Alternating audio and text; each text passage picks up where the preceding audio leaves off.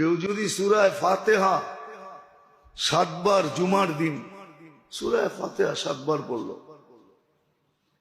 কুল হুয়াল্লাহ 7 বার, ফালাক 7 বার, নাস 7 বার, তো তার পিছনের গুনাহ মাফ।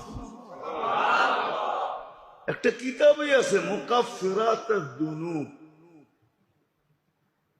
মুকাফফিরাতুদ দুনুব, পিছনের গুনাহ কি কামলে মাফ হয়, একটা কিতাবই আছে যে কোন কোন কাজে পিছনের গুনাহ মাফ হয়ে যায়।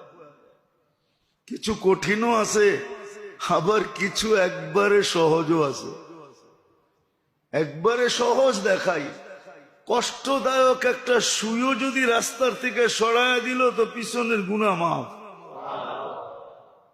সহজ আছে, সহজও করছে। কেমন সহজ?